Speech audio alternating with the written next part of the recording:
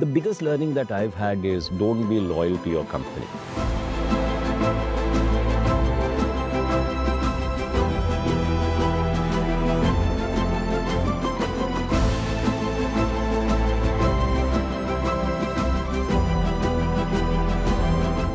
Be loyal to the problem that you're solving. India is 3% of global trade, roughly about 7 to 8% of the global economy, about 17 to 18% of the global population, and yet does more than 50% of the digital transactions. The most radical view was we should not add any more vaccination sites, which is what actually India went for. And that was such a radical idea. Bangalore airport is better than Chennai airport.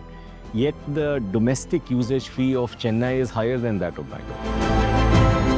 I think it's easy to learn. It is hard to unlearn. And especially when you have to unlearn something. You have to have a powerful impetus to do that. In this word called combinatorial innovation. India decided to do was to build building blocks, primitives. What AI is going to do is to allow a small 3% business to look like a 300% business.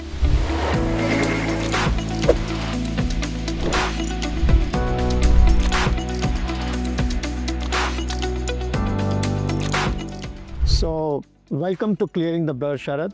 It's great to have you. Absolutely. Today with us. Have you here. Thank you for having me. Before we start the topical discussion, we have a rapid fire section for you. Are you ready? Sure. Okay. So if you had to pick one, tech, talent, or trust, which is the hardest to get right? I think it is the talent. If you have the right people, then everything falls in place. Okay. And a lesson from your time at Yahoo or Symantec that you still apply today. Symantec was easier. The company was stable, but Yahoo was going through a big churn with Microsoft had made an offer for Yahoo, which Yahoo didn't want to take. So the big learning was that if you really want to manage that situation, you need to provide certainty, on an ongoing basis, right? So, you provide some certainty, things will change, people are willing to accept that. And as long as you can, reapply certainty to a very dynamic situation, people are able to cope with it. That's the big learning that I have. Awesome. And what's one technology that you feel is overhyped today? Crypto. I'm sure we'll come to this, and crypto it's a collection of technologies. It's permissionless innovation, it's distributed ledger, and it's zero knowledge proofs and bunch of things that are there. And some of them, of course, are relevant, and some I think are overhyped. And so, if you go deeper, then we can talk about those differences. But for example, permissionless in modern world is very difficult to do because of terrorism and things like that. Similarly, getting the costs, the scales that India needs to apply that technology, we need transaction costs that are 1,000 of what they are. Will they get there? Possibly. But will they get there in the next 3-4 years? Very unlikely. So I think there are inbuilt challenges that are there which will prevent it from scaling. And but that doesn't mean we shouldn't look for use cases. Asset tokenization is an area to focus on. And in fact, I chair asset tokenization committee for IFSCA, which is GIFT City, trying to see if we can apply it there. So I think there are pockets where it will have applicability, but it won't have, in my opinion, applicability on a broad base as the maximalists in the crypto space point out. So, what's your favorite AI application on emerging AI, either personal or on the business? I like, I've been using a bunch of stuff just to get a sense of what is out there. Llama, I like Llama because you can play with it. It's got open weights. And in my mind, open weights with open data sets would be an ideal situation, but I don't think we are ever going to get there. And so things like Llama or even DeepSeek, where you can actually tinker and play with it and configure it for what you need, is most interesting for me. Awesome. And the last question I have is, this is a finish the sentence question. The future belongs to an organization that can prepare people for exponential change. Okay. People readiness with People readiness. And I think we are not wired as a species to deal with exponential change. We are wired as a species to deal with linear change, right? And so, but we are, because of AI and many other things, we are well into an era of exponential change. So how do you get people ready for that? And I know some of that, your company does that. So I think that's going to be a very important factor in the future. Sure. So we first start with the DPI journey. Before we do that, I just want to would like for you to demystify a few of the common acronyms. You hear about multiple things in this domain. It could be UPI, which is well known by now, but there is DPDP, there's outside of India, there's GDPR. If we can throw some light on what do these things actually mean, and then take us to DPI. Sure. The simplest way to understand this is that India is 3% of global trade, roughly about 7 to 8% of the global economy, about 17 to 18% of the global population, and yet does more than 50% of the digital transactions. Wow. Right? And these digital transactions are of multiple types. The one that we think of most often are the commerce transactions, right? I go to Flipkart or Amazon and buy something online, but they're also the ones to do with, dealing with a street vendor and things like that. But in addition to commerce transactions, there are two other types of digital transactions that are very important. One is DBT, direct benefits transfer. And, especially in India, we rely on that to keep our society whole. We account for over 70% of the world's DBT transaction, direct benefits transfer. And that benefits transfer is essentially taking tax dollars from you and me and giving it to somebody who's more needy. India is also the leader in collecting tax using digital transactions.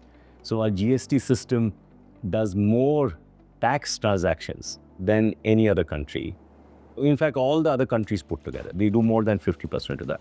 So the question is, why does it happen like this, right? And why is it that India has gone from being a marginal player in the last 7-8 years to being such a big player? And the answer to that is in this word called combinatorial innovation. So what India decided to do was to build building blocks, primitives that were not being built otherwise. If you look at internet has these building blocks, which are for flow of packets. That building block is called TCP, TCP/IP, which is a protocol. T stands for protocol. For flow of messages, email messages, it is SMTP. For flow of web content, it is HTTP. For flow of voice or multimedia, Zoom call or phone call is session initiation protocol, SIP. So all these primitives, they are special. Why are they special? Because they are all public goods. So when anybody uses them, there is no toll collector that you have to pay. Since there's no toll collector to pay for all this, you can really innovate on top of this. And the result is that, let's say a young girl outside of Bangalore can easily learn a new language, let's say Hindi or Assamese, on the web. But when we started looking at it in 2012, our goal was beyond that. And we wanted that you should be able to buy a railway ticket easily, and Deepak often talks about it, be able to get an intraday loan, right? So, for example, if you take an intraday loan, you're a small street vendor, you take a loan for buying something, 1,000 rupees, and retire that loan in the evening. In the traditional system, you pay 1% for it, which is 10 rupees per day. That's a large amount. So if you end up, keeping the loan for many days, it's a very high rate of interest. So if you really want to do it at 1 rupee a day, then you need to bring other things into this realm of public utilities. Those three things that we have brought into the realm of public utilities is flow of people, flow of money, flow of information. So if I have to book a railway ticket, for example, I need to tell them who I am because they're going to cross-verify that when I travel in the train. So my identity has to be shared with them. Then obviously I'll have to pay for the ticket. And to pick the right ticket, I'll have to give them some information about when I want to travel, from where to where. So by streamlining these three things and putting them in the realm of public utilities where there are no toll collectors, you are able to unlock innovation, both in the private sector, but also in the public sector. And it is that innovation that has created this volume of transactions that we are talking about. So that's really what IndiaStack is. IndiaStack is flow of people, flow of money, flow of information. We can give them complex names, like UPI or, as you said, DEPA and so on, but that's not necessary. A very good example of this innovation is what happened in COVID, right? So remember, we have roughly about 25 million babies a year. So our vaccination program used to focus only on vaccinating the children. And so our 40,000 or so, 32 to 40,000 vaccination centers were geared to vaccinate 25 million people a year. Now we were looking at this possibility, or we needed to vaccinate 1 billion people in a year, right? So the question is, there was this famous meeting that took place. Have you seen this movie, The 12 Angry Men? It's almost like that, right? So that meeting took place to discuss how many vaccination centers do we need. So if we had 40,000 vaccination centers for 25 million people, and we need to vaccinate 40 times more people, what would you vote for? How many more vaccination centers would you create? Yeah, linear thinking would suggest, multiply by 40. 40. But I'm sure something different happened. Exactly. So in that meeting, the most radical view was we should not add any more vaccination centers, which is what actually India went for. And that was such a radical idea.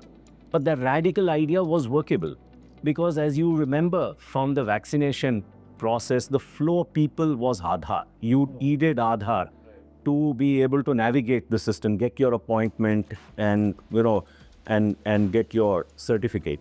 The flow of information was DigiLocker, right? There was nobody in India who got a paper certificate, right? And the vaccination centers, those 40,000 vaccination centers, about 1/3 of them were in the private sector. They were very unwilling to vaccinate large number of people because the government never pays on time. So government made a promise to them that we will pay you every day. We will clear your last day's bill overnight, so that when you start in the morning, there is no pending payment that is there. Now, did it happen fully like that? No. But it never became a big enough problem to result in a single newspaper article where anybody complained about it, right? So therefore, in matter of weeks, you were able to assemble a new system based on using these building blocks of flow of people, flow of money, flow of information. And this was innovation in the government sector, right? Similarly, there's been innovation that's been happening in the private sector. So it is this combinatorial innovation, your ability to take these building blocks and build complex systems on the fly, that has resulted in this India story of IndiaStack or DPI being so powerful. So now, of course, the world is woken up to this. They say, hey, what's going on here? And then they say, okay, this is a good idea. Why can't we have the same thing as well? No, I think it's an amazing story because I think Sharad and I we met way back in 2014-15 just when UPI was getting conceptualized. And I think one of the analogy, Sharad, I always give people outside India is these are like the digital superhighways that you build on which you can move massive loads of cargo, logistics, even you can get aircrafts to land, because if these are built for that kind of scale. And I think most of the infrastructure, rightly so you mentioned, are built for billion users. So I think the models are also at a frugal cost, but phenomenal. We often give the credit to a street vendor. Her name is Rajni. You probably remember that, and in your blue image, that's not her real name. But when we can't agree amongst ourselves, we ask ourselves a question: what's good for Rajni? And remember, we had to do this because if you wanted her to get a loan at 1 rupee a day, you couldn't use Visa MasterCard, because that alone would charge 10 rupees a day, for sending the money and then getting it back. So you had no option but to reimagine the infrastructure that you needed. And frankly, I think the big thing that happened, which, I credit Sanjay Jain for that, he forced us to view this problem as an innovation problem. At that time, the popular way of looking at this was a policy problem. Many other ways, many other lenses that you could look at it. But by looking at it as an innovation problem, we then adopted this idea that innovation thrives when small teams of people can use the building blocks Lego-wise and build complex systems. And by doing that, it turned out to be a good story. And if you had told us even 5 years ago that you'd be doing more than 50% of the world's digital transactions, I would have said, no, it's not possible. Yeah, so it's surprised all of us as well. So I want to double click on the mindset involved, right? So the COVID story that you spoke about was in the context of an epidemic. We had to act fast. There was a sense of urgency, right? That brought people together, right? So what is it that India needs to learn from that sense of urgency, getting stuff done, right? Because there are multiple stakeholders, some are government and some are in the enterprise segment. And in the context of AI, it's seeming like a arms race right now. There is a sense of urgency here as well. What does it take to bring people together? I personally feel, since we are an old established society with, if you see the Indus Valley script and the Indus Valley findings, at least 5,000 years of unbroken kind of civilization. The problem is, it's very hard in that setup to create a sense of crisis, right? And so we struggle with that because we tell ourselves, how big a crisis can it be? We can deal with it. That's our internal model.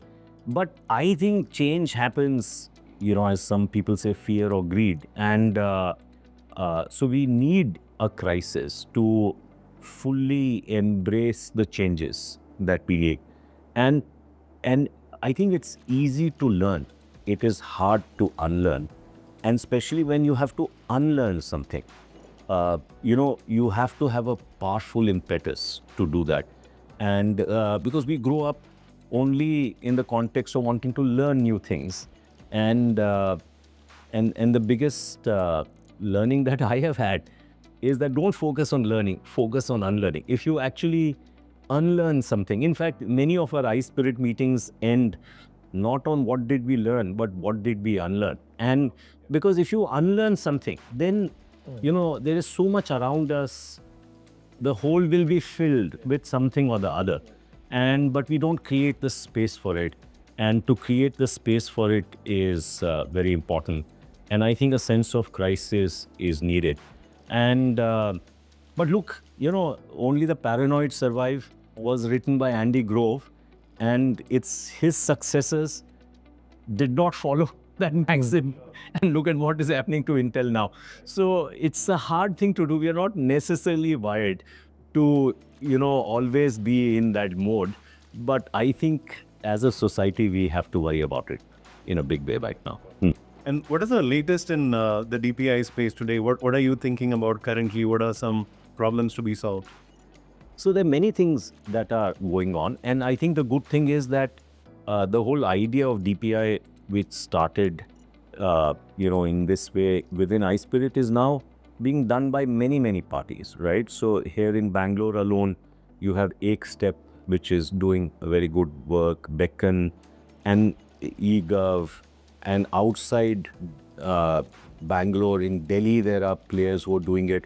It's happening in other parts of the world. So I think as an idea, people are going back to this thought process that what building blocks can they create that would unleash innovation on top. So I think that's the broad picture. Now, specifically, most of the work right now is in the area of training data sets. Because remember, the first generation of AI that we know of, in the chat GPT, LLM world, came by scraping the data from the internet and using that to train the models. And everybody had access to more or less the same data. Then you realize that, it will be helpful if we can create other training data sets. For example, in India, that's focus of Bhashini, which is to create local language data sets. They're not readily available, but if you can unlock them and make them available in a public setting, that would be very useful. But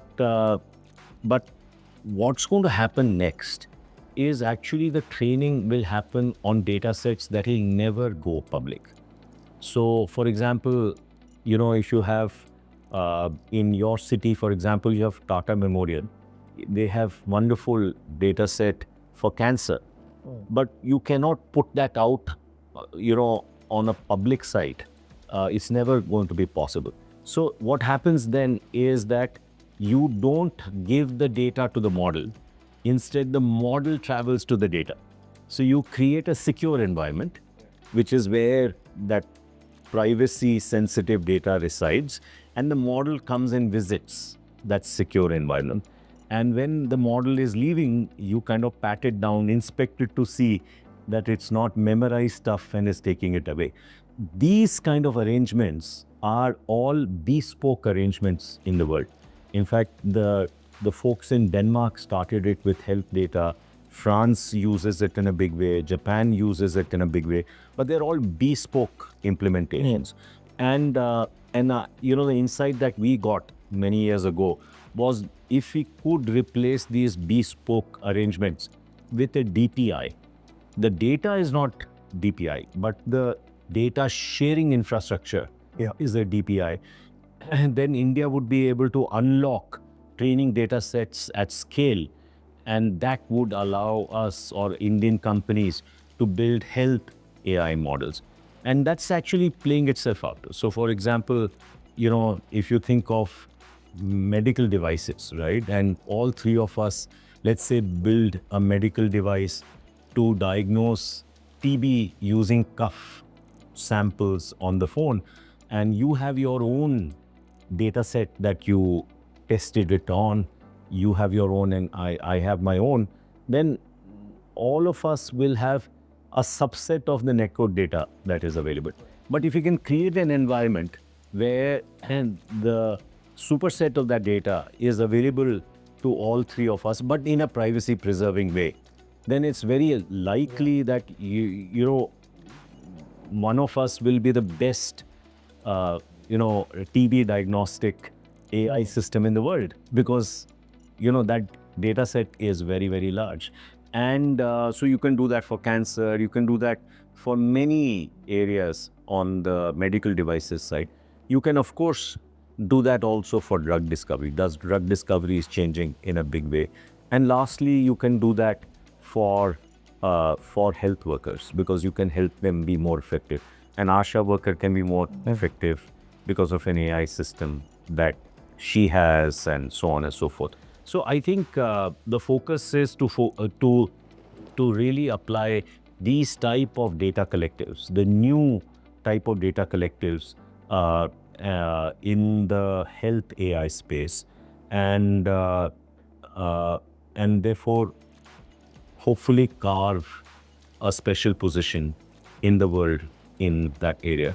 So these new age data collectives that we are talking about are based on DEPA, data empowerment and protection architecture, DEPA training to be precise. And these collectives have been in closed pilots, and they will get a public kind of an airing hopefully before the AI summit in Florida.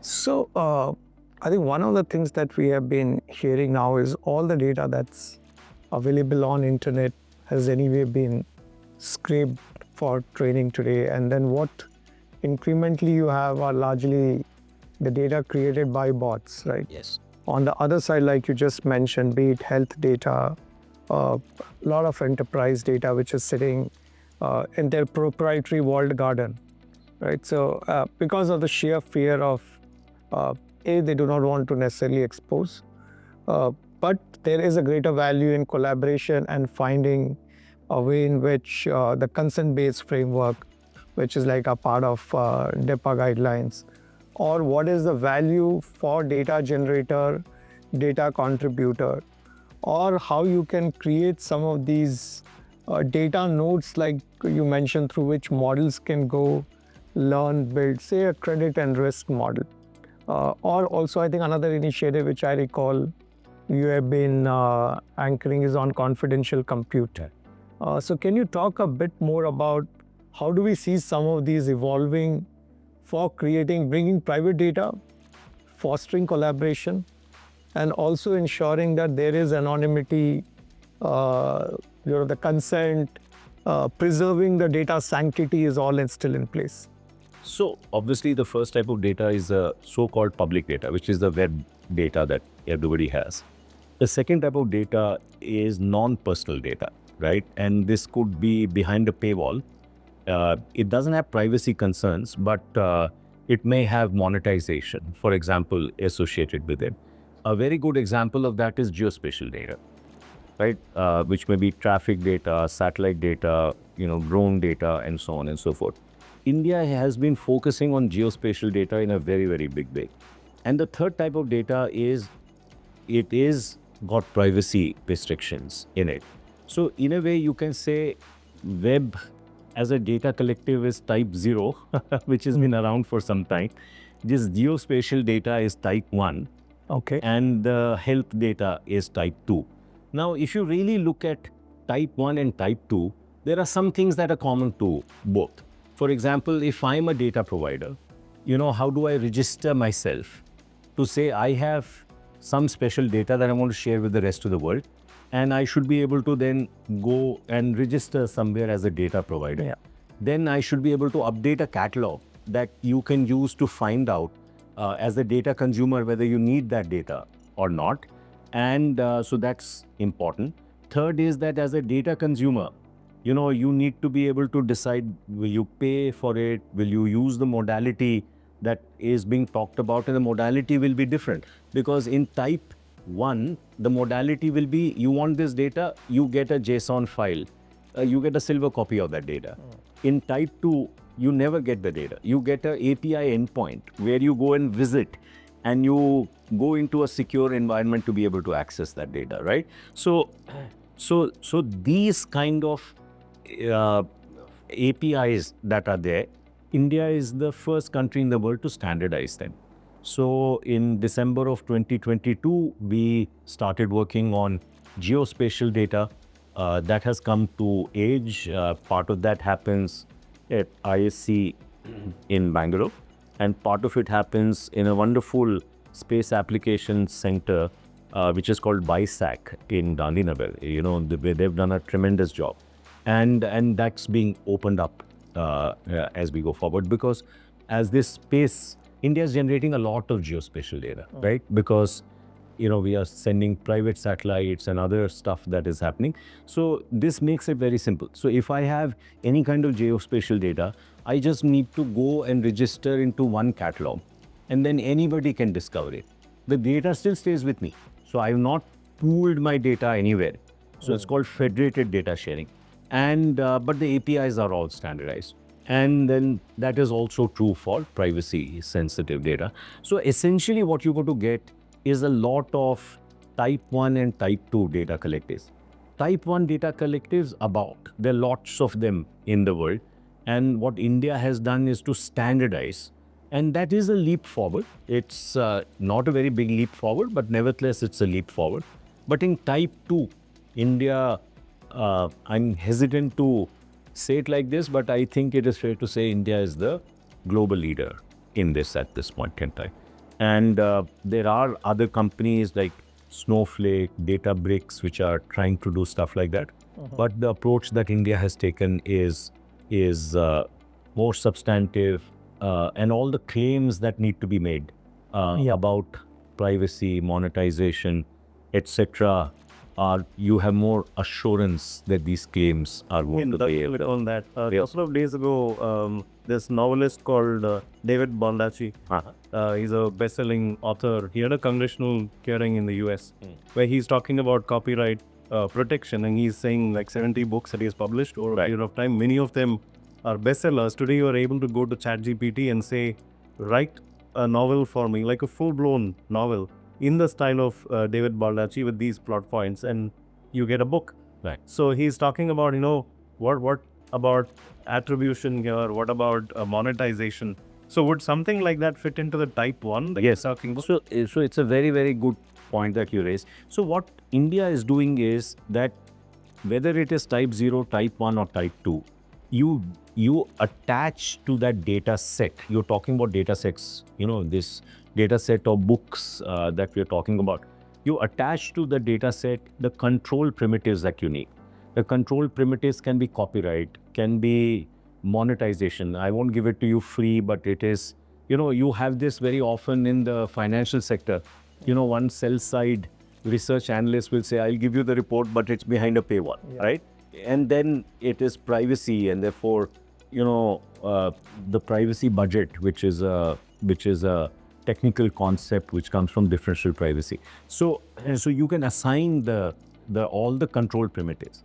So in the Indian approach of DEPA, these control primitives are assigned by the data provider, but they're not enforced by the data provider.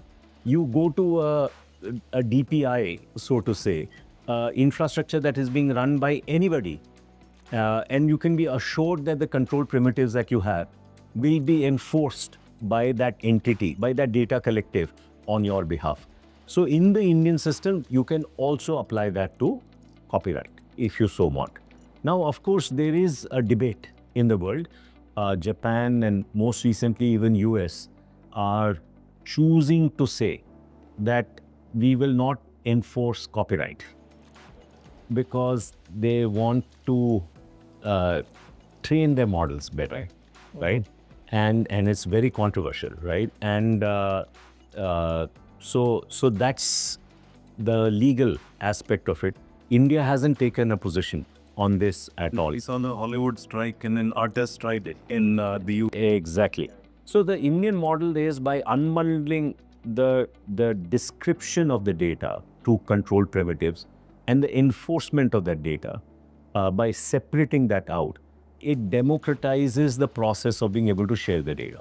Because I know my data set, I have a relatively easy way to be able to decide what control primitives should apply.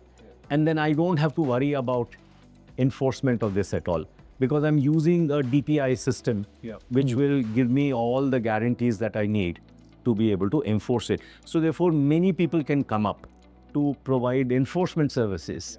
And that then creates a marketplace where people can unlock, data sets in a safe way, a privacy preserving way, so that more models can take. Yeah, it's classic is like closer home. Banks today, when they have their own credit or risk model that's trained on their proprietary data, but the moment you want to enrich using second or a third party data now, Right.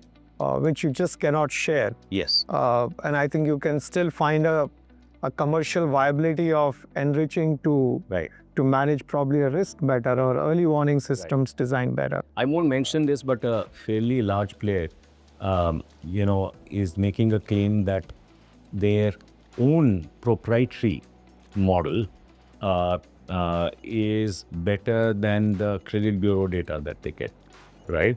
And they're saying they use only the credit bureau data to do marketing for those loans' sake. But tell me a bit about this whole confidential compute, Sharad. How is that? So these new types of data collectors that we have, where you have to implement this control primitives. You have to do this by essentially saying that the model visits the data rather than data visiting the model, right? So the model visiting the data means that it visits a secure environment. And if I am running a secure environment, then the question is, do I have privileged access to what is happening inside the secure environment? What confidential compute allows you to do is to get computational guarantees that even though I am providing the secure environment, I don't have any privileged access to that secure. And are we making meaningful progress towards that right now? Yes, absolutely. Yeah. So I heard of a couple of pilots. So the pilots are not only in India, but they're in other parts of the world as well. And frankly, one of those places is France. And the reason France made India co-chair of the AI summit is because of DEPA. And therefore, that's why Prime Minister, when he spoke at that summit, although it's a short speech of 4.5 minutes, he mentions DEPA because this is extraordinarily important to... And you are very closely associated with this initiative. So what this on India's side, right? Yeah. So what happens, the iSpirt model is that when we create this public tech, we do it as no greed, no glory molecules. It is never our intention to benefit ourselves. And we also make a commitment that we will give it away. Although we don't give it away right away, right? So for example, you're familiar with Oken. Oken technically is iSpirt. Yes. But we are in discussions, and you've reviewed some of those decks where we are saying, okay, it's growing at 30%. A home, right? It has to have a home. Right? Yes. It's growing at 30% month on month, and we know it'll grow like that for the next few years. And if something grows 30% month on month, it becomes sizable. So it is now ready to find its own home. So we engage with the government, with the regulator, with the rest of the ecosystem to find a home for it, because iSpirt doesn't own anything at the end. And so today DEPA is technically iSpirt, but it won't be iSpirt and in the future, because that is how iSpirt is set up in the future. Audience, can you expand on Oken? I think he knows more about Oken than I do. You want to take a shot at that? No, I think so. Just building on this, like what Sharad said. So it's a open credit-enabled network, which is ensuring that you can unlock the power of data as a business and tomorrow as a consumer to get access to credit on the tap. Because I think just like what Aadhaar solved the problem of identity, we believe that the data can unlock the power of access to credit, because you are not now getting data from a source that you do not trust, but you are getting a data like your GST data when you are selling your product or service to government e-marketplace. So you know that what transaction have you done. Right. And if the transaction is credit worthy for a short-term credit or invoice discounting or building even the next set of credit products. And I think that's where Sharad and I have been involved in. So before, I think Sharad, just one more question, and I'm a bit curious before we close this section. I think we know, data at different levels is well understood. Government, large enterprises, policymakers. But India is also a country of hundred thousands or millions of MSMEs, so as to say, small businesses, manufacturing, retailers. How does DPI create the next wave of opportunity? And I think this is a good segue to AI as well. So our view is that, look, as a collection of volunteers trying to solve India's hard problems, the problems we want to solve are not the India one problem. Like, our view is that whatever a big company, pick whatever name that you like, they are going to be well served by the Chinese or the American, your AI ecosystem. The ones who will not go to be served are going to be the small businesses of India, the MSMEs of India. And that is what Rajini is, right? It's a very small MSME. So our view is that digitization, and you wrote that book about digitization, was an unfinished revolution. Because if you're a small business, the promise, if you remember back in time, was that you're a small business, you're selling Kolhapuri chappals, and you can put them on the net and you can sell them anywhere in the world. That was never actually true, because listing and selling is a very small part of the overall business. You got to know how to brand it properly. You need to figure out how to price it properly. You need to manage inventory. You need to manage returns. There are many other things that have to be done. And digital didn't allow you to do that.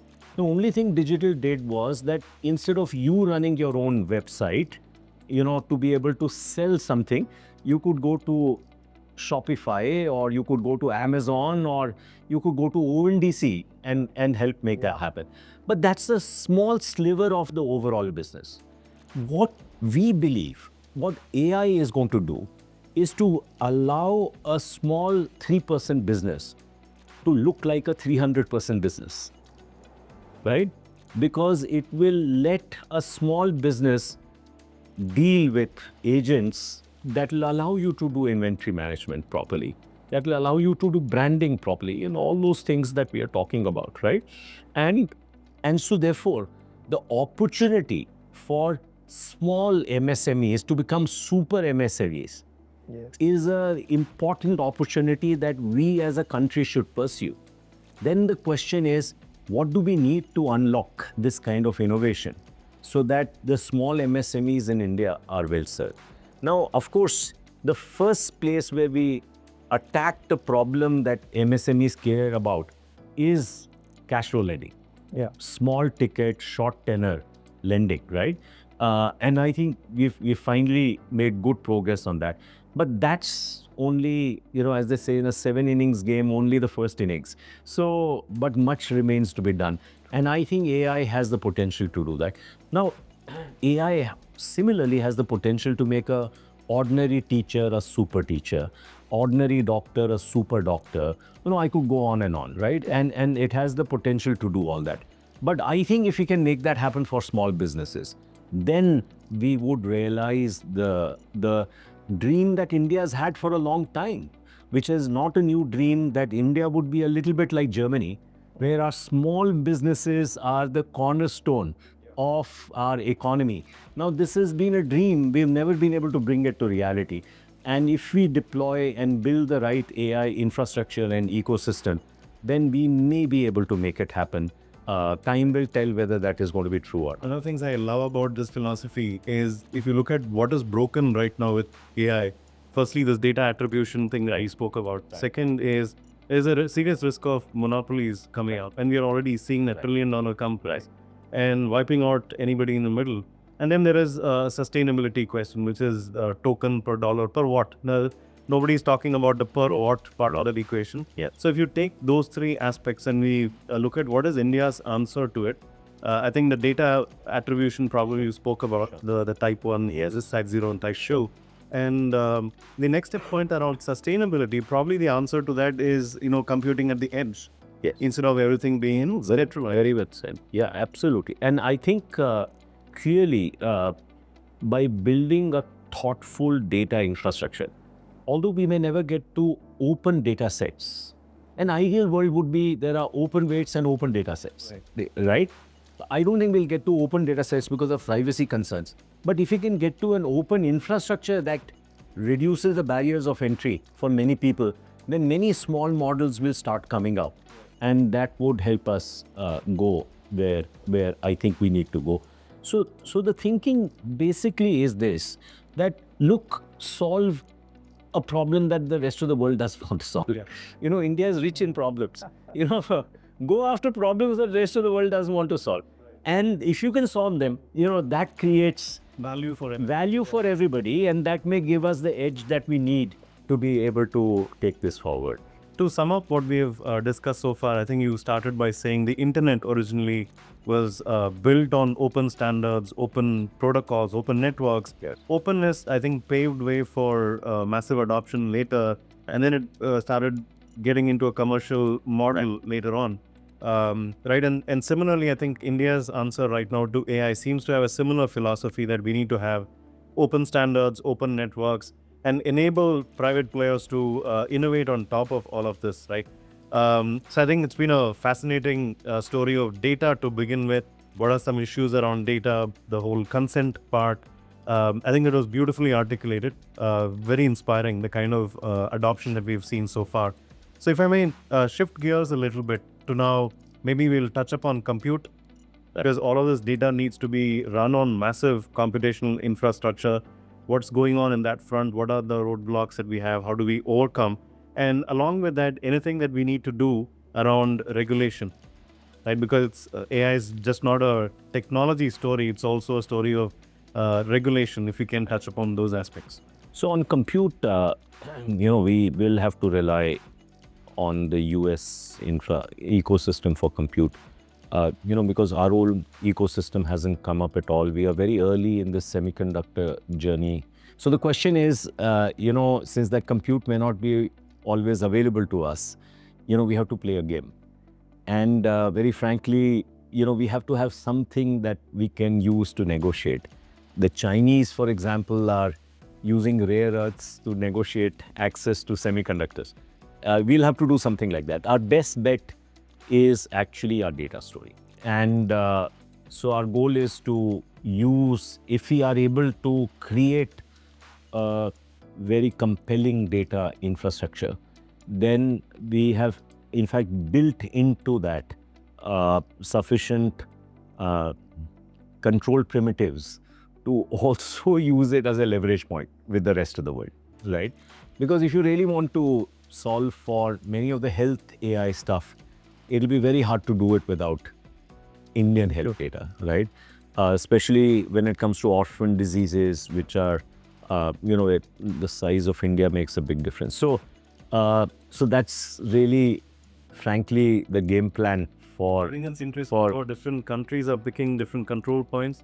Exactly. This is controlling the computer, maybe the LLMs to an extent. So now, is this fully bought in by the government? I would say no. But I think there are significant parts of the government that has kind of finally come around to accepting this as a game plan for the future.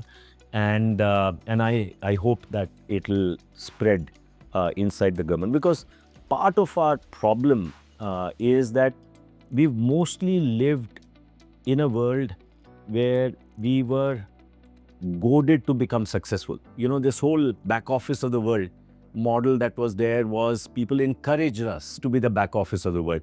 Now, in this new world that we are talking about, nobody encourages us to be successful. You'll have to be successful. We call it resisted rise. And for us, particularly, payments has been a resisted rise. Yeah. Data is a resisted rise. So we've been familiar with this idea of a resisted rise. But our larger ecosystem, shirks away from this idea of a resisted rise. And they want to believe that this is a transient problem, temporary problem that will soon go away. And many of us believe, and we were having a discussion about this earlier in the day, that this is not a transient problem. This is the nature of the new world that we'll be living in. And so therefore, we have to think in geopolitical terms in a way that would allow us to remain viable as we go forward. Now, having said that, there is an effort to do what is called as N+1, right? All this is that don't try and win an existing battle. 5G is around us. I want to be a big player in 5G. It's not going to happen. I can win 6G and 7G, but I can't win 5G. Incumbents are too strong to allow that to happen. By the way, that also applies to compute.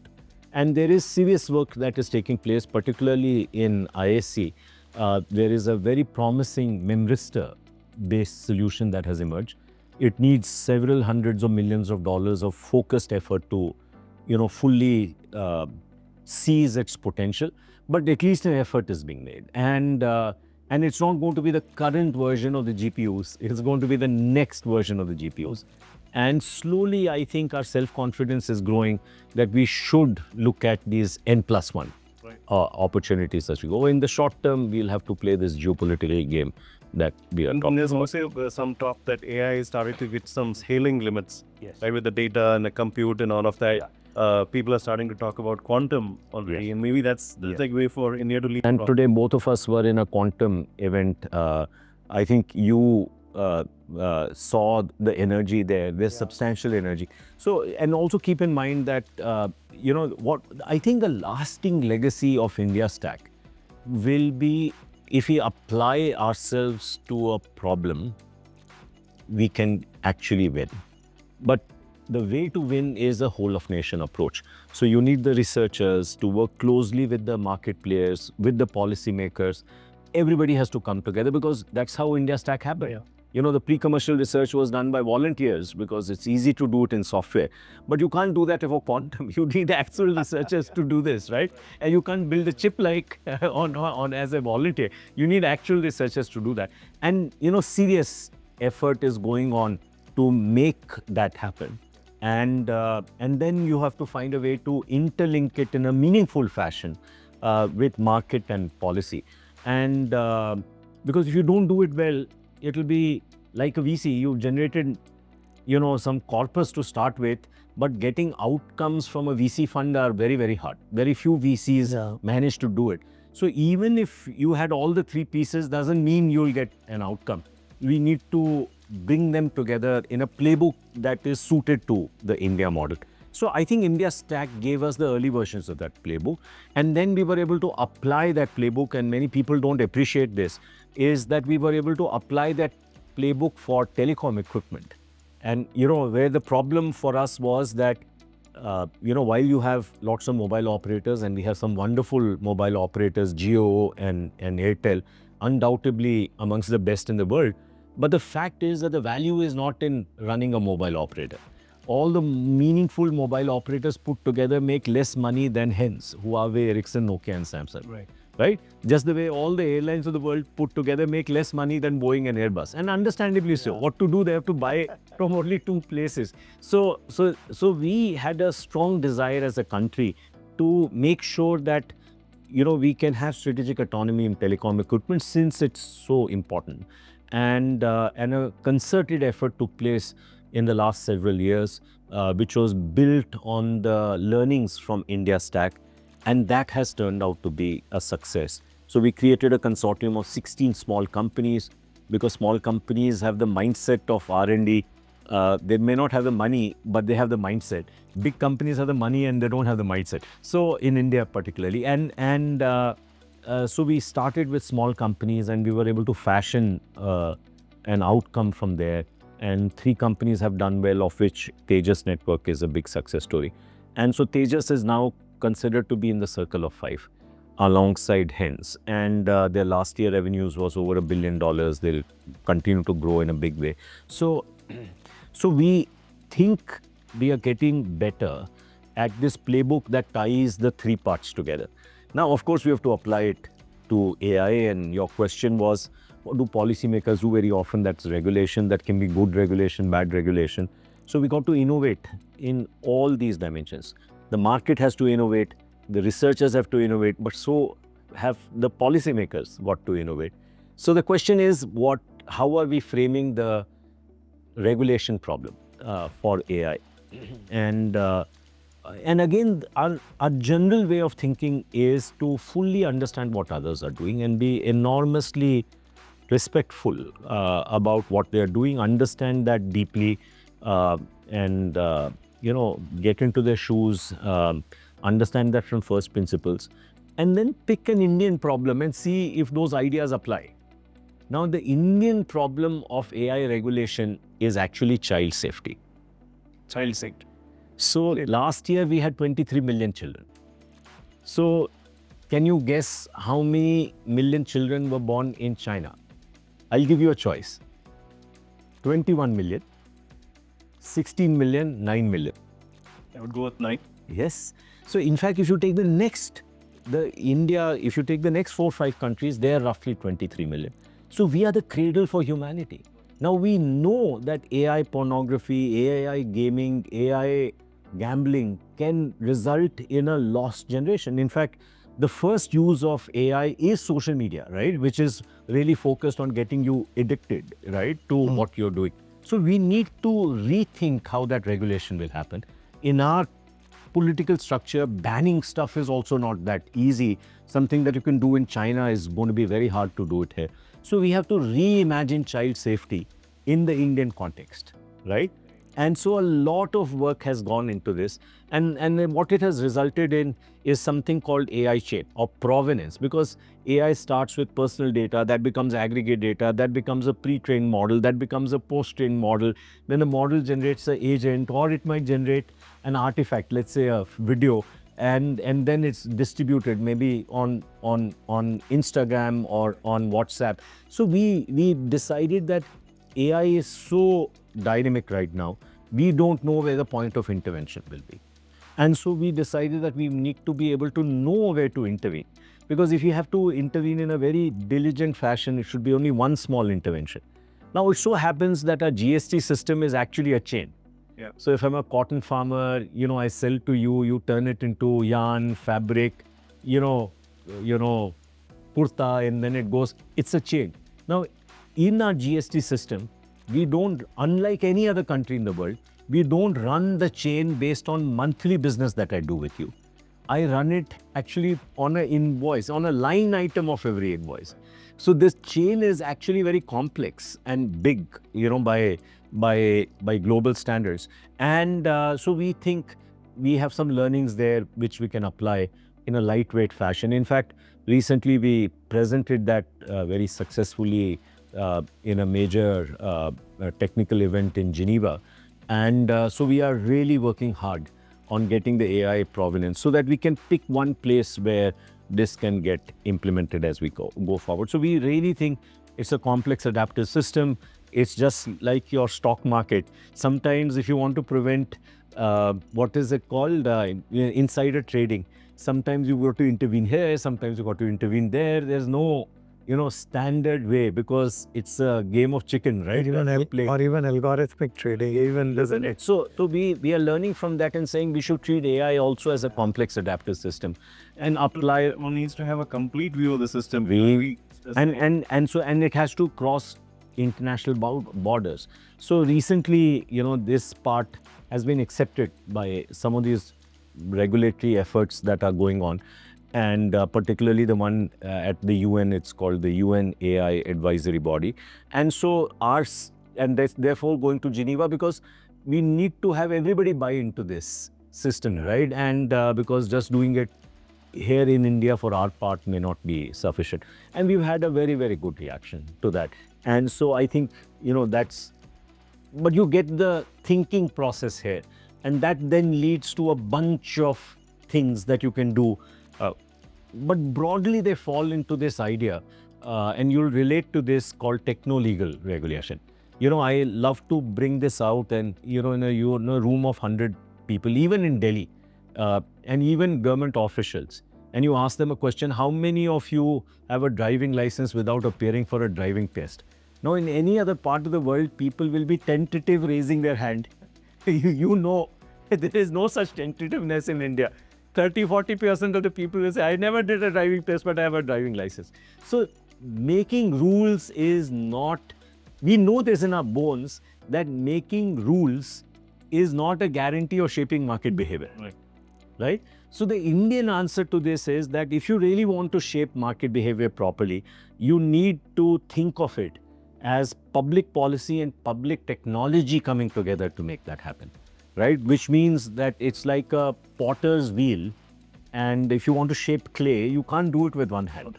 You have to do it with both hands. Now, it turns out this idea is a simple idea. It works in India, but many Western countries thought they didn't need it. One hand was enough. It's not enough even there, right? It's like having the accelerator and no brake. Exactly. So people are warming up to techno-legal regulation, which of course then places a challenge that this public technology that we build, whichever, OCEN, DEPA, whatever else that we're talking about, Before that, UPI and other things, MOSIP, which is now in 27 countries, 948 million people using it, and or will be using it in the near future, signed up for it. And all these places, you have to build public technology with two masters. One is it must unlock innovation, which we spoke about further back in time, because that was the primary reason to have that. But it must also support regulation. So that places a burden for good design, and but if you're able to pull that off, then you get an outcome that is worthy. So we think we will learn a lot from child safety, and the Indian way of ultimately child safety is taking agency away from the child and giving it to whom? You can give it to the parent, you can give it to the teacher, you can give it to the state. So if you're in China, you'll give it to the state. If you're in the West, you'll give it to the teacher. If you're in India, you'll give it to the parents. Right? Now, it so turns out that most of the world is in our camp. Right? Yep. And so if we are able to build a system that meaningfully actually gives the agency to the parent in a good, effective way, then we think that system will also travel to the rest of the world, because many other parts of global south particularly kind of resonate with this idea in a big way. So this is how these things evolve and come up as we go forward. So while India innovates a lot on these frameworks and technologies, can you also talk about our ability to market it outside? Because that's also a major soft influence that we can have around the world. Yeah, so we are wrestling with this, honestly. I mean, our MOSIP. So what happened was, I'll tell an interesting story. In 2017, Bangladesh came to Election Commission and they signed a contract to use EVMs in Bangladesh elections. Okay, so when they went back to Dhaka, all hell broke loose, because people said we can't trust, there must be a back door. If you're in the good books of India, everything will work fine. If you are not, they will shape our elections, we can't trust them. So they backed off. And at that time, we realized that there is no way we can take Aadhaar outside, because we haven't built into Aadhaar this non-weaponizability that we need to be able to establish, that if you use our system, India will not be able to weaponize what you're doing. And so we decided, with great reluctance at that time, saying the only way to solve this is to rebuild it. So in 2018, we started rebuilding that system, and that's been built in IIIT Bangalore. And that system now, as I said, is you can go to mosip.io. I think typically by this time of the day, roughly about 138 million people would have used it today. It is the most used Indian software anywhere else in the world. We started with Morocco, then went to Ethiopia, now it's in 27 countries. But we haven't evangelized, because we've taken a position saying that we believe that this is an unlock for better outcomes inside that country. It is a gift to the world. So MOSIP is free to use by everybody. They of course have to put some money, because they have to adapt that system to their own needs. So we are mostly in the camp of saying that the traditional approach that India took, India was perhaps the oldest knowledge society, and it took its ideas to the rest of the world, right? I mean, if you go to even Vietnam, you will find Hindu temples, this Cambodia, Thailand thing is happening around temples, right? So our way of taking it was not through evangelization, but through education. Now, there is subtlety here. And we believe that to be true to our own historical experience and culture, and a non-hegemonistic approach to involving others, we must therefore educate and not evangelize. So we don't use the word marketing, we don't use the word evangelizing, but we use the word educate. And we've been very successful with MOSIP. We didn't do a good job with UPI, and UPI, there were many people who felt that weaponizability was not important, and we didn't do it. The Brazilians copied our protocol, created PICs, and then in 2022, they actually made it non-weaponizable, and they have more traction in the world than we have. So it's a A/B test that has taken place to show that, how important non-weaponizability is. So what we have done is that we have said that while anybody may create DPIs in the world, we have some understanding about what are good DPIs. Good DPIs are not merely so we invoke yoga to explain this. For most people, yoga is yogasana. But actually it is yogasana, 84 asanas, plus also Yoga Sutra. It is only when you apply both that things work out very well. So what we did was we codified our principles of good DPIs into what we call as DPI Sutras. So if you go to citizenstack.world, you will see all those DPI Sutras there.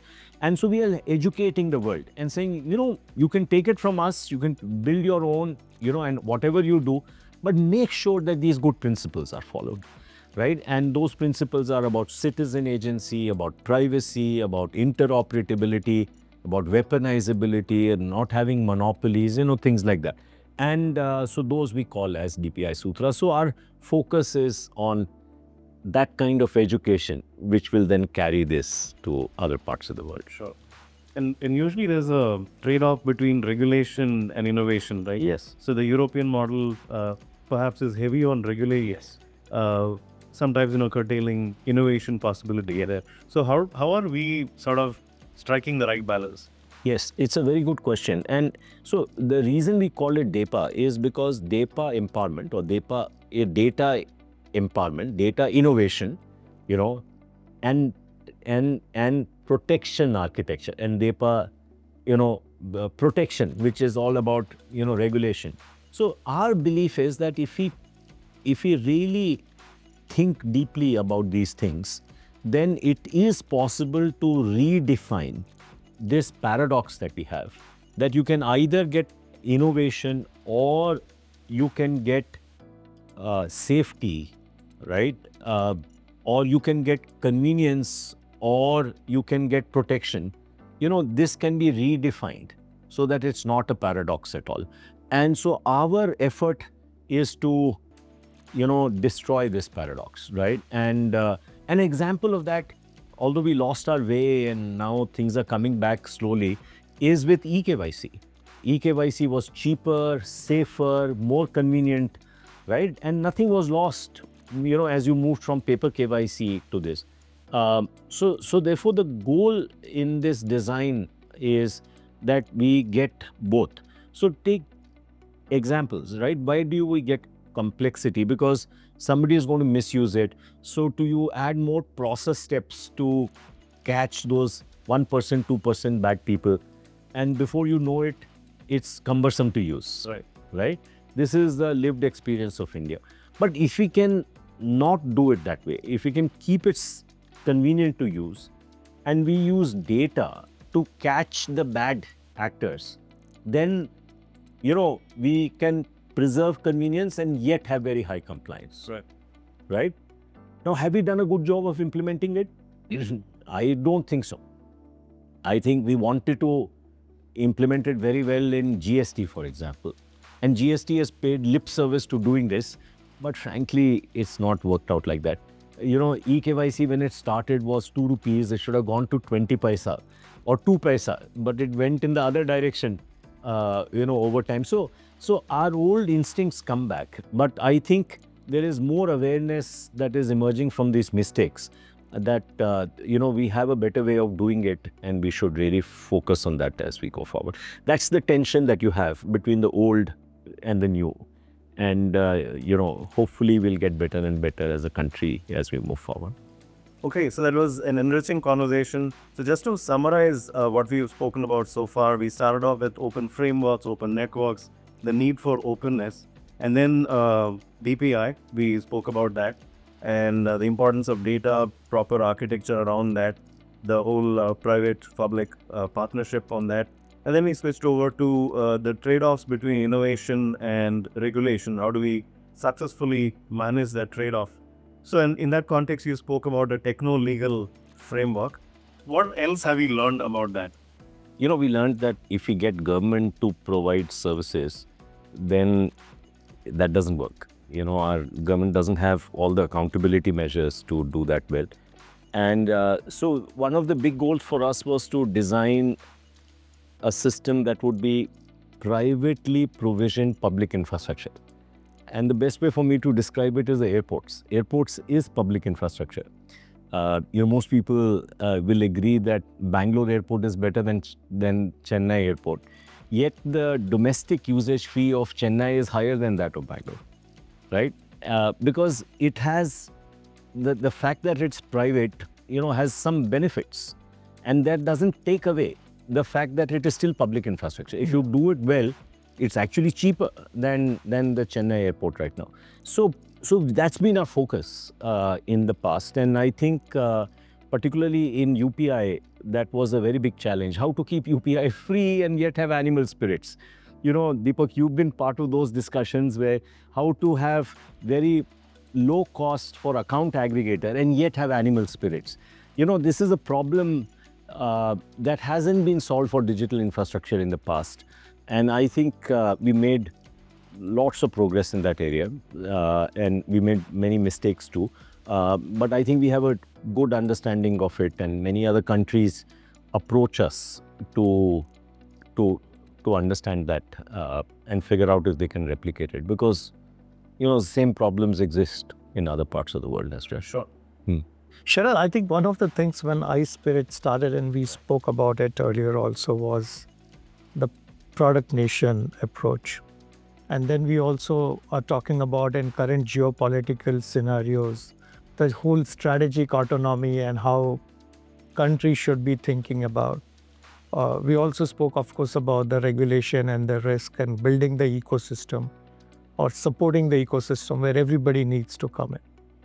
Where, in your view, are we towards achieving the goal of strategic autonomy, at least in fields which are critical, from geopolitical to the health of a nation to providing services?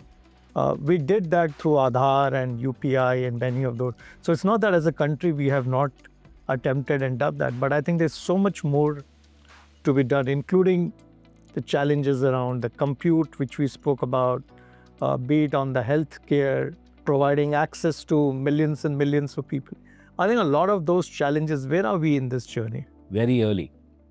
And I think, see, what happened was post-90s, we adopted an idea that we should be the back office of the world, right? So therefore, the innovation that we needed was process innovation. And I think, we become very good as a country in process innovation. Our airlines are probably, amongst the best in the world. Our mobile operators are good, our hospitals are good, our IT services firms are good. You could go on and on, right? And I think we understand process innovation well. But the fact is, as you know, process innovation, product innovation are not simple cousins. They're different animals altogether. It's a different species of innovation. And we haven't focused on that. And I think we need to focus on that, because it is only through product innovation that we shall get the strategic autonomy that we seek. This was known, I think, all along. I often cite this story about G20, and G20 came up in 2008. There's this story about Larry Summers sitting down and saying, hey, I have only one slot in two countries. Should I pick Spain or should I pick France? And he ends up picking France because France provides aircrafts, nuclear power plants, and stuff like that to the rest of the world.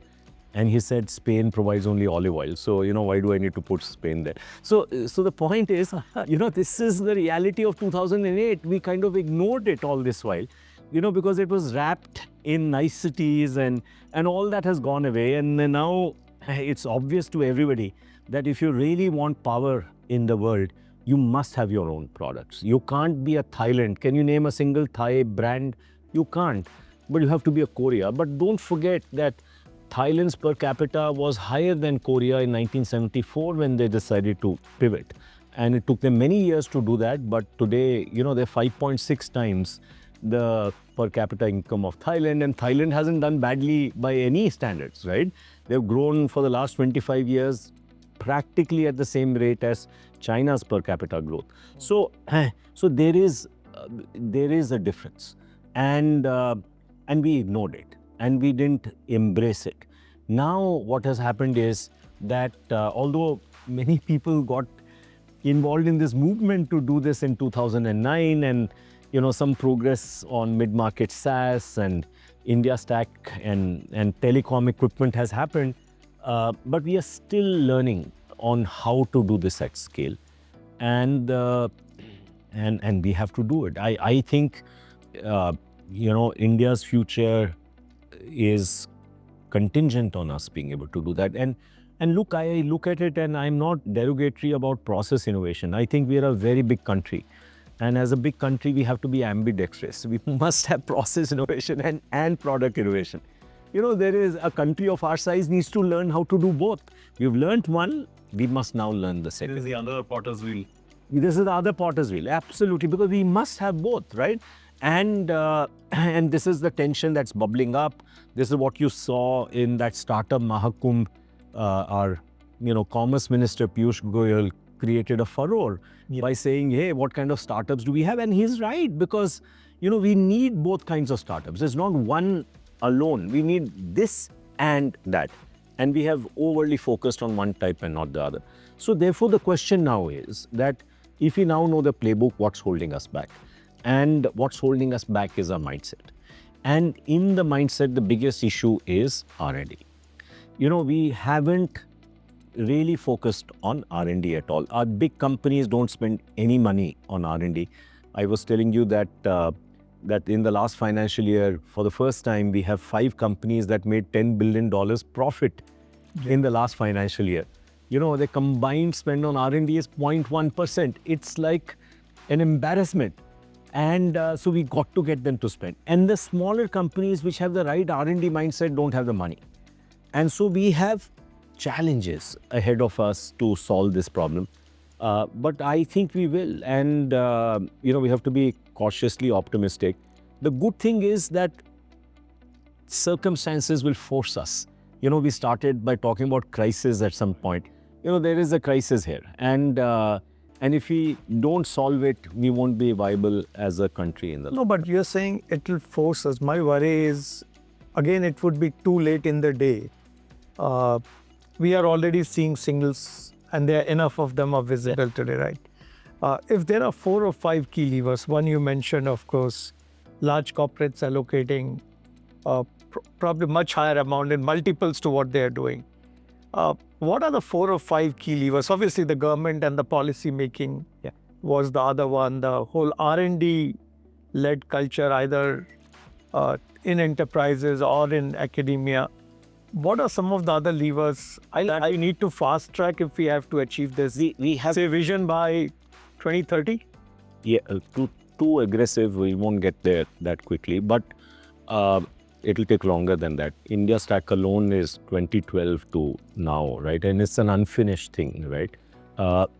And I think in some respects, it's a relatively easier problem, right?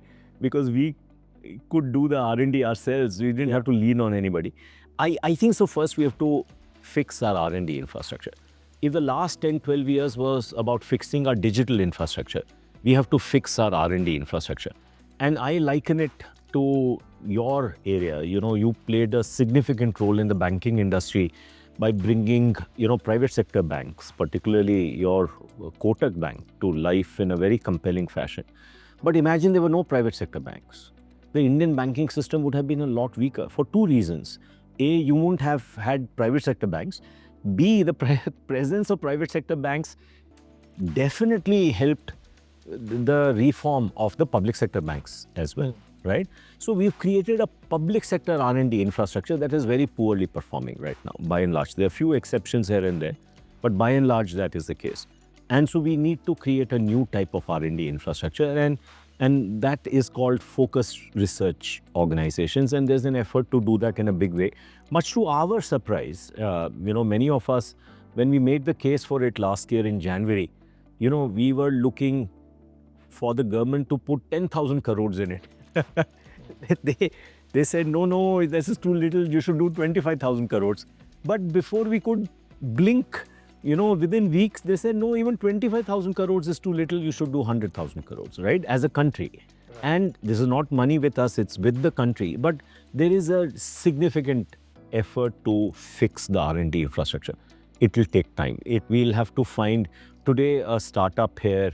Let's take Ather. I'm a fan of Ather. Ather can hire a product manager from the US and bring them back here, right? And but today we can't hire a researcher, and bring them back to our research institutions, because there's so many legacy conditions, salary and many other things, that they'll not come at all. So these new FROs have to become the place where you will get high quality researchers in late 30s, early 40s, because that's the prime time. That's also the time where the children are young enough for them to relocate to India. Come and establish. We'll have to do that with 30 to 50 such FROs. Luckily, in the relatively short amount of time, 2 are already up and running, but we have to make them successful. Because in India, what happens is, talking does not create change. Doing creates change. You show metro working in Delhi, it'll travel to the rest of the country, right? And you can talk about metros as much as you like and nothing will happen. So I think in India, it is the doing that makes a change, and therefore, but I think this is understood. You and I were at a event organized on quantum. Now, quantum is as obtuse a concept as any that you can imagine. It's counterintuitive to the extreme, is it not? But did you not hear multiple ministers, go and talk emphatically by saying that this is the ecosystem that we have to build? Now, this would not have been possible a few years ago. What would not have been possible, that the National Quantum Mission is run by a private sector individual, the co-founder of HCL, Ajay Chaudhary, a big fan of Product Nation, and a very driven person as this. So things are changing. In India, we always underestimate the change that we can bring about. And I think it happens on the back of success stories. So we have to create success stories for the new type of R&D infrastructure, and I think we will. We also have to change policy with respect to, eating our own dog food. If you do have quantum startups, our companies should eat our own dog food, right? Rather than foreign stuff. And I'm happy they're doing that. I had Ajay Chaudhary, the Quantum Mission has a very promising startup out of IIT Madras, and they were struggling to, get Mumbai players to use that because they're so predisposed to using foreign stuff. And but a gentle call made a difference. Why? Because we won some goodwill because of IndiaStack, right? And so we have to learn to eat our own dog food, and that's very important. We need to learn how to support our infant industries much better. We need to radically reform the ease of doing business for especially these kind of companies that we are talking about, and so on and so forth, right? And so there are a bunch of things that we have to do. I think we can steal failure from I think just from this, but I am cautiously optimistic. I think just a thought, and I think probably building on what you just said about enterprises not investing enough. Yeah. I think when it was mandated that enterprises should have 2% of their spends towards CSR, even if it was a compulsion, there was a shift. Sure. Do you think it should be made mandatory for enterprises of certain size and scale, either through their venture arm or direct R&D, to allocate a certain percentage towards future readiness or research and development? If it's not coming out of their own, can this be compelled? Just a question, and then we go to the closing comment. Or a tax break even, right, for innovation? Yeah, I don't think mindsets change with transactional costs. And I, generally speaking, our approach with IndiaStack has not been to use the stick, is to do voluntary. Yeah, account aggregator is still voluntary. It's doing whatever, 16, 17 million transactions a month. And there were days when it was doing, 160 transactions a month, right? So I think our view is that in India, there is, the power of doing is more important than the power of demanding or the stick. And I think what we have to create is the new success stories as we go forward. And, I have a feeling slowly slowly it will happen. I know it is happening in defense. You have, for example, the Kalyani group, they're doing, great job. You have Abhay Firodia, he is doing a great job. Many of them in Pune, right? You have Sanjay Kirloskar building very specialized pumps. You have Naushad Forbes. So I think there are pockets, and our learning is that we have to take those people to educate their own peers. You and I can go and talk to them, they'll not listen to us.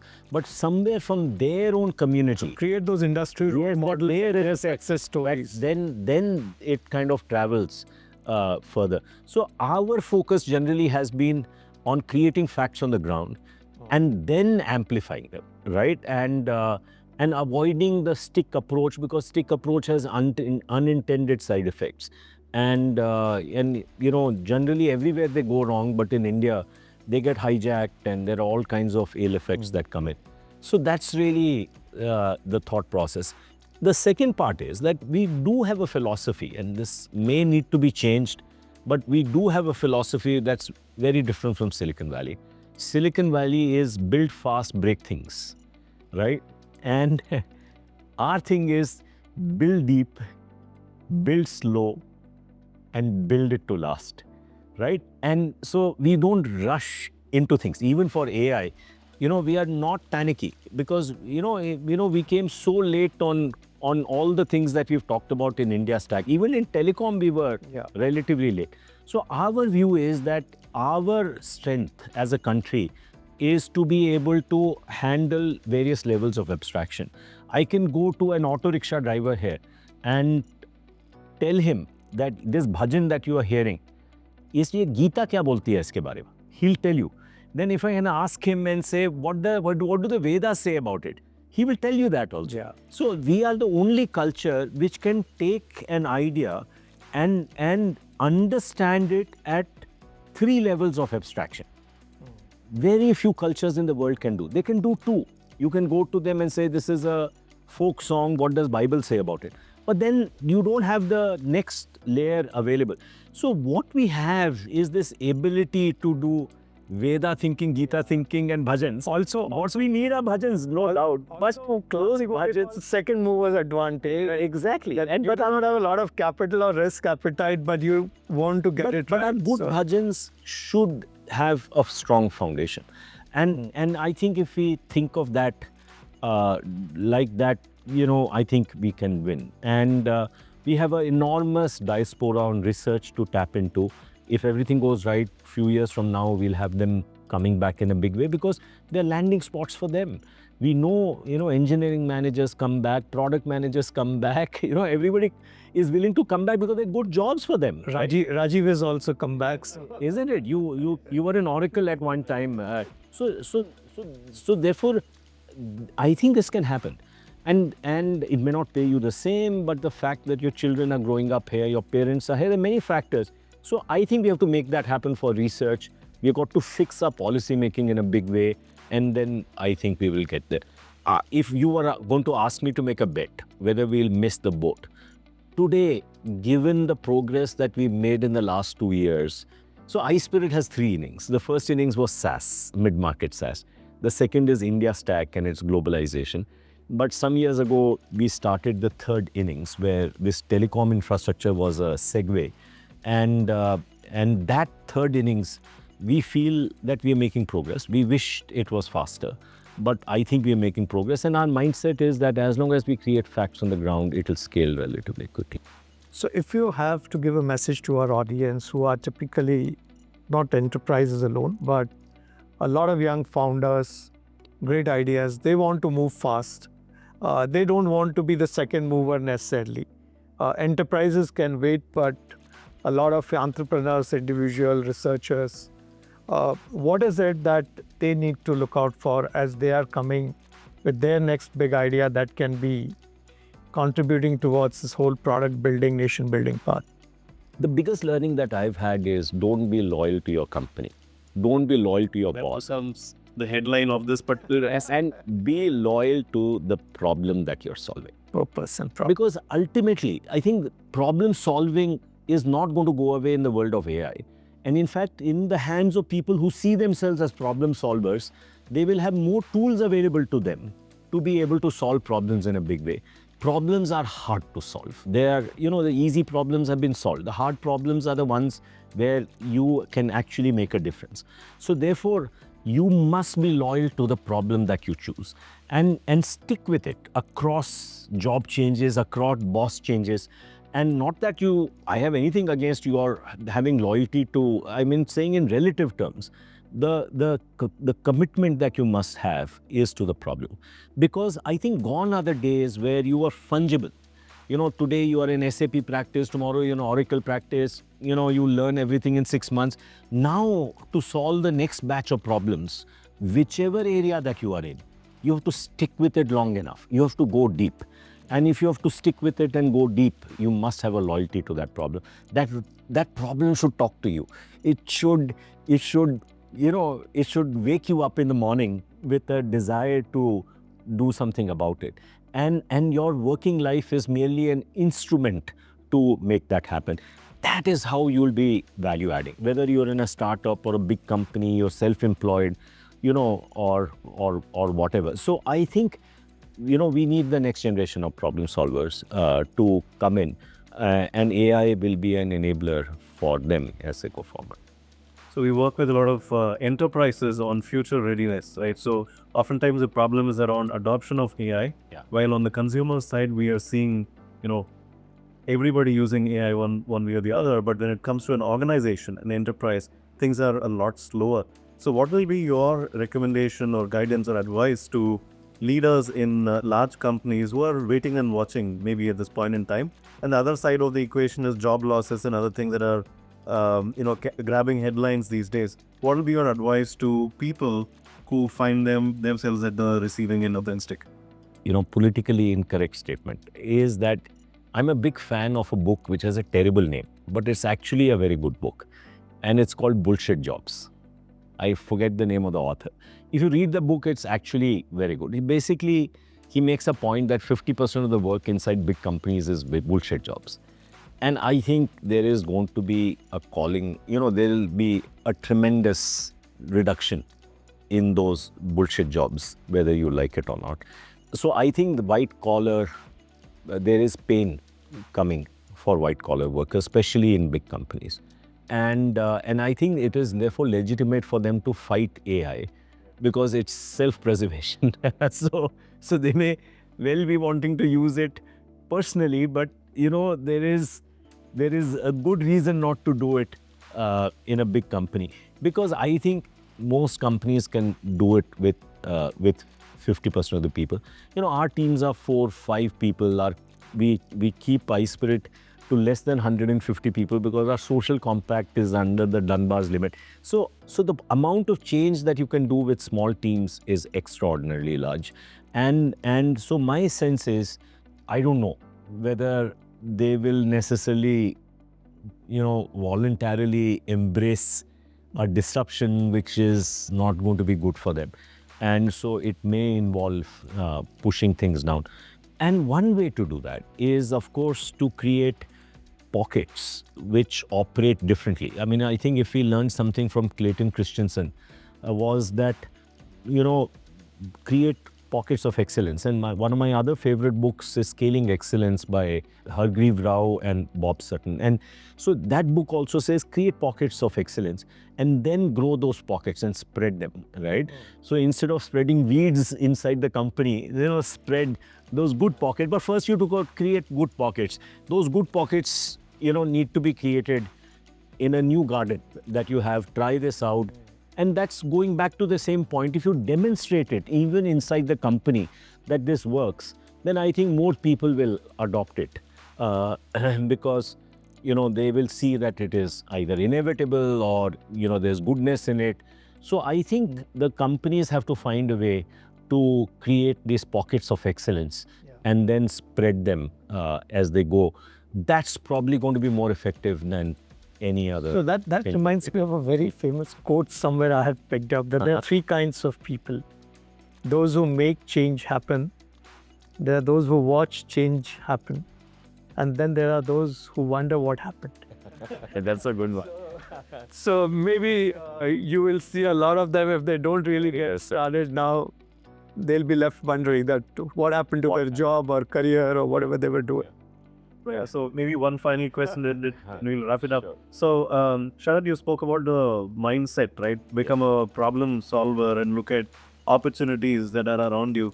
What are some skill sets that people should focus on when you think about for R&D specifically? And you spoke about talent being the number one challenge, right? When we asked you during rapid fire technology trust or talent, you picked talent. So what is it about talent that needs to change from a skill standpoint? I think we are all limited by ourselves, right? And so I think we need to, in our education system as parents, have our kids become people who are constant learners. And I think that is happening. I mean, if I look at kids who grew up in the Google generation, my daughter is 97 born, right? And so therefore grew up in a sense with Google. Their approach to learning is definitely very different to the one that we had, because, they know they can always turn to something and learn all the time. So I think, to me, I have become a believer in this attitude of constant learning and the attitude of finding your own self-limitations. So how do you find your own life? So let's say I want to be an elite marathon runner, right? Obviously, I need to participate in competitions because that will tell me where I stand, and what other skills to pick up. But it also will require having the right mental framework, being able to deal with pain better than my competitors in the last half an hour, right? And which is famously, lawn tennis match point. It's not about physical skill. It's about what's happening inside your head. And so I think, so therefore, the way we learn this is different. I think there's a place for what we think of it as a run bhumi. It's a competitive battlefield. We are competing because out of that competition, we get better, right? But there is a place for rang bhumi. Rang bhumi is a theater stage. We're not competing with anybody. You're just trying to be the best version you can be of that person. I think to the extent that we can have people who can combine both of these elements, and many of our volunteers, they have day jobs, they have important roles, but for them, iSpirt is the rang bhumi, right? Is not the ran bhumi, is the rang bhumi. And I think that makes them better versions of themselves. And I think I love what, somebody I respect, old Redbus founder, or not old company Redbus, and the founder, Phanendra Sama. He says entrepreneurship is nothing but a quest for self-purification, right? And so, you are an entrepreneur, right? So the goal is that as an entrepreneur, you're going to court adversity. If you're growing at 30%, you'll ask yourself, why am I not growing at 60%, right? You're growing at 60%, you'll say, why am I not growing at 100%? So you're going to court adversity. Adversity can be a curse or a gift. And people who are able to turn adversity into a gift by revealing their own limitations and overcoming them, then have a cycle of improvement that is faster. And I think you can only succeed in this world if your company is changing slower than the market. Will it remain relevant? No, it will become irrelevant. So if the company has to improve faster than the market, then the CEO has to improve faster than the company, right? And who's responsible for making that happen? That individual. He or she has to do it on their own. So I think this inner work being linked with outer success is an Indian concept. Right. It's as Indian as anything can be. So I think we got to embrace this. And if we do embrace this, then we will have people who will be the best versions of themselves, sooner than anybody else. And therefore they'll contribute to society their company, their business, their startup in a much better way than anybody else. Awesome. I think what a fantastic conversation, Sharad. Thank you. I think we touched a lot of things: people, policy, regulation, strategic autonomy, risk. We could have gone on and on. Frankly, we just had to finally decide that where to stop before. And I think it's been a wonderful conversation. You helped us clear the blur, brought in a lot of very interesting perspectives to the conversation. And I'm sure a lot of insights that you have shared would be useful to those who are watching the show. So thank you once again. Thank you for inviting me. Yeah, thank you, Sharad. And personally, for me, the takeaway is around be a continuous learner, and the way you spoke about CEOs should be leading the charge, for self-improvement and being continuous learners. So that's going to stick with me. So thanks for an amazing episode. I think our viewers are going to get enriched through all your words of wisdom and insight. So thank you so much for spending this time with us. Thank you for having me. And for our listeners, here's the big takeaway. The AI era isn't about fear or hype. It's about clarity. The organizations that will win are those that scale AI responsibly, empower their people, and build trust as a core advantage. If you found today's episode valuable, make sure to subscribe to Clearing the Blur wherever you listen to podcasts. Share it with a colleague or a leader who is grappling with these challenges, and stay tuned for more conversations that help you lead in a boundaryless, rapidly changing world. Sharad, thanks again for joining us, and to everyone listening. Remember, in a world full of blur, clarity is your greatest superpower. Until next time, stay curious and keep building.